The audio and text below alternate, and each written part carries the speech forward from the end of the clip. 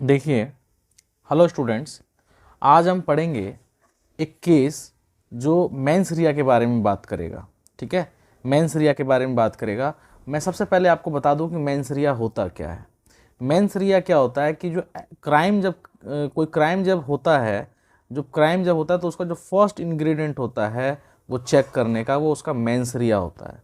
Mains रिया का मतलब होता है उसका क्या इंटेंशन था, गिल्टी माइंड था कि नहीं था।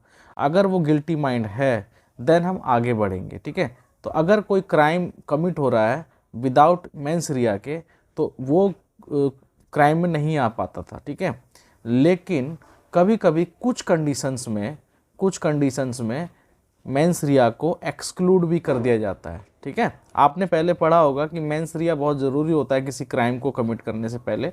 ठीक है, लेकिन लेकिन होता क्या है, हो क्या रहा है कि अब कुछ केस मैं आपके सामने डिस्कस करने वाला हूं जिस केस में मेंस रिया को एक्सक्लूड कर दिया गया है।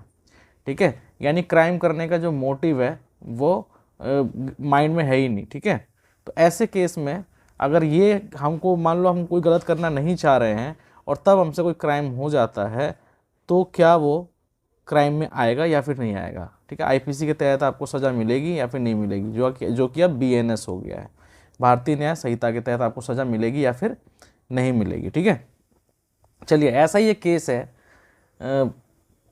State of Maharashtra versus M H George. State of Maharashtra versus M H George. अब इसमें जो एम एच जॉर्ज होता है वो क्या करता है, जर्मन का नेशनल होता है, वो जर्मन नागरिक होता है और वो भारत में गोल्ड ले आता है। क्या ले आता है? गोल्ड ले आता है। उसे जाना होता है कहीं और, लेकिन वो क्या करता है, भारत के थ्रू जाना चाहता है। ठीक है, भारत के थ्रू जाना चाहता है तो डायरेक्टली वहाँ नहीं जा सकता, तो इसलिए क्या करता है, वो भारत के थ्रू जा रहा है। ठीक है, तो लेकिन क्या था कि आरबीआई के सेक्शन में आरबीआई ने कुछ मॉडिफिकेशन कर दिया। वो जब उसको पता नहीं था इस चीज़ के बारे में, क्योंकि वो नवंबर में ही आ रहा था, उससे 2-3 दिन पहले ही भारत सरकार ने एक अमेंडमेंट किया था। ठीक है, फेरा एक्ट में।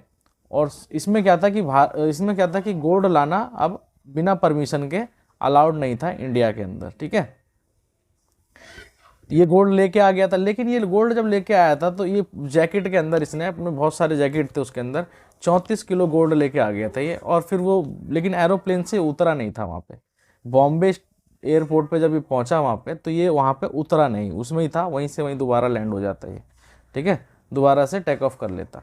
अब होता क्या है, हाई कोर्ट ने क्या किया, कि भाई इसको एक्विट कर दिया। एक्विट मतलब बरी कर दिया इसको, और इसको बोला कि भाई इसका मेंस रिया यहाँ पे नहीं था, इसे पता भी नहीं था लॉ के बारे में, तो कि भाई जो लॉ अमेंड हुआ है, और इस वजह से क्या था कि हाई कोर्ट ने उसे एक्विट कर दिया, यानी बरी कर दिया। ठीक है, अब जो स्टेट ऑफ महाराष्ट्र थी उसने क्या किया, सुप्रीम कोर्ट में अपील किया। ठीक है, अब सुप्रीम कोर्ट में अपील जब किया तो उसमें क्या हुआ कि एम एच जॉर्ज को गिल्टी करार दिया गया। ठीक है, एम एच जॉर्ज को गिल्टी करार दिया गया। क्यों करार दिया गया उसके बारे में मैं बताता हूँ आपको।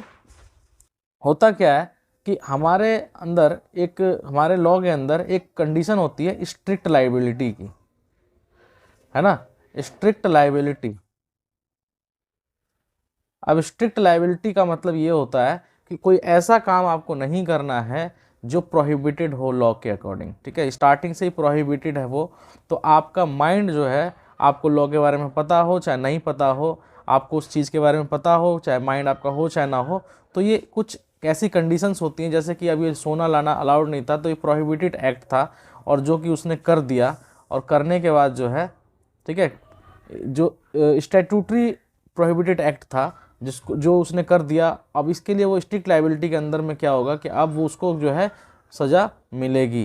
ठीक है, सज़ा मिलेगी, क्योंकि स्टार्टिंग में इस हाई कोर्ट ने बरी जरूर कर दिया था, डिस्ट्रिक्ट मजिस्ट्रेट ने इसको पहले सेंटेंस किया था जेल के लिए, लेकिन हाई कोर्ट में जब अपील की इसने तो इसको क्या किया, एक्विट कर दिया। लेकिन फिर स्टेट ने दोबारा से सुप्रीम कोर्ट में अपील की तो उसको गिल्टी करार दिया गया, और स्टेट की अपील को अलाउ कर दिया गया, स्टेट की अपील को अलाउ कर दिया गया। ठीक है, तो कैसा लगा आपको ये जानकारी, कैसी लगी आपको ये केस स्टडी? अगर आपको ये समझ में आई है तो वीडियो को लाइक और चैनल को सब्सक्राइब कर लीजिए, और भी किसी केस के बारे में अगर आपको जानना है तो कमेंट में जरूर करिएगा। ठीक है, थैंक यू सो मच।